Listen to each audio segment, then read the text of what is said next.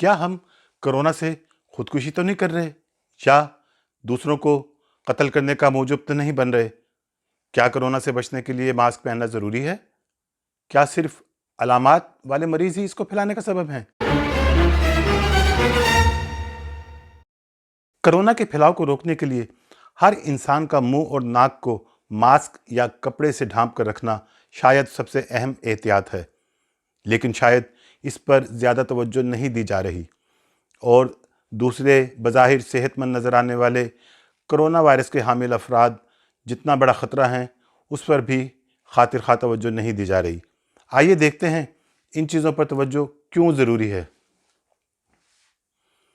Corona virus صرف ان لوگوں سے نہیں پھیلتا جن میں بیماری کی علامات جیسے کہ کھانسی اور بخار ظاہر ہو چکی ہوں، بلکہ یہ ان سے بھی پھیلتا ہے جن میں وائرس داخل ہو چکا ہو لیکن وہ بظاہر صحت مند نظر آ رہے ہوں، کیونکہ کرونا وائرس کے جسم میں داخل ہونے کے 14 دن کے بعد علامات ظاہر ہونا شروع ہوتی ہیں، اور بہت دفعہ صحت مند افراد میں، خاص کر نوجوانوں میں، وائرس جسم میں داخل ہونے کے باوجود علامات ظاہر ہی نہیں ہوتی۔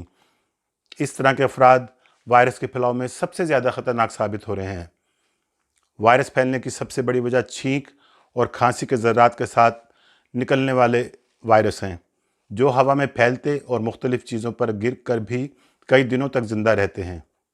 جی ہاں، کھانسی اور چھینک کے وائرس بھرے ذرات چاہے علامات والے مریضوں کے ہوں یا بظاہر صحت مند نظر آنے والے افراد کے، یہ دوسروں کے جسم میں جا کر بیماری پھیلاتے ہیں۔ لہٰذا ماسک کا پہننا ہر انسان کے لیے ضروری ہے۔ گھر سے باہر نکلتے وقت یا لوگوں کے درمیان ہر کسی کو ماسک پہن کر رکھنا چاہیے۔ اول تو یہ کہ چھینکنے یا کھانسی کی صورت میں وائرس بھرے ذرات ادھر ادھر پھیلنے کے بجائے ماسک کے اندر ہی محدود رہیں گے، اور اگر ہوا میں بھی ذرات موجود ہیں تو آپ کے جسم میں ناک اور منہ کے ذریعے داخل نہیں ہوں گے۔ آج کل ماسک کی قلت ہو گئی ہے، لہٰذا ایسی صورت میں کاٹن کا رومال یا کپڑا دھورا کر کے ناک اور منہ کے گرد باندھ لینا بھی کافی حد تک اس وائرس کے پھیلاؤ کو روک سکتا ہے۔ کم از کم چھینک اور کھانسی کے ساتھ نکلنے والے وائرس بھرے ذرات ادھر ادھر نہیں پھیلیں گے۔ خواتین دوپٹے کو سر اور ناک کے گرد لپیٹ سکتی ہیں۔ ان رومال، کپڑے یا دوپٹے کو تیز گرم پانی سے دھو کر اور پھر ڈیٹول سے کھنگال کر تیز گرم استری سے سکھا کر دوبارہ بھی استعمال کیا جا سکتا ہے۔ بالوں اور کانوں کو بھی ٹوپی یا کپڑے سے ڈھانکنے کی ضرورت ہے، اور اگر چشمے کا استعمال بھی کریں تاکہ وائرس کو جسم میں داخل ہونے سے جس حد تک ممکن ہو روکا جا سکے۔ یہ دو نکات انتہائی اہم ہیں۔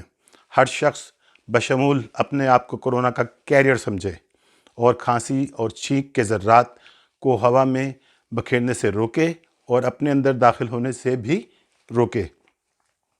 اس کے ساتھ دوسری احتیاطی تدابیر جیسے کہ کم سے کم گھر سے باہر نکلنا، کم سے کم لوگوں سے ملنا جلنا، ہاتھوں کو مسلسل اور مستقل صاف رکھنا، زیر استعمال چیزوں کو بھی صاف رکھنا، ان پر بھی ضرور عمل کریں۔ کام مشکل ضرور ہے مگر اس کے سوا کوئی چارہ بھی تو نہیں۔ نوجوان گھر کے باہر سے آ کر بزرگوں سے کچھ دیر تک دور رہیں تاکہ ان کو وائرس نہ لگے۔ ان کے پاس اچھی طرح ہاتھ منہ دھو کر اور ماسک پہن کر جائیں، کیونکہ یورپ میں بہت سے عمر رسیدہ افراد کو بظاہر صحت مند نظر آنے والے نوجوانوں سے ہی یہ وائرس لگا ہے۔ حفاظت ہم سب کا مشترکہ فرض ہے، کیونکہ بیماری کی صورت میں امریکہ جیسے امیر اور ترقی یافتہ ممالک کو بھی مریضوں کو سنبھالنا مشکل ہو گیا ہے۔ اٹلی اور اسپین کا حال ہمارے سامنے ہے۔ میری آپ سب سے التجا ہے کہ خدا را کرونا کو سنجیدگی سے لیجئے، حفاظتی تدابیر اپنائیے، نہ خودکشی کریں اور نہ دوسروں کو قتل کریں۔ خدا ہمارا حامی و ناصر ہو۔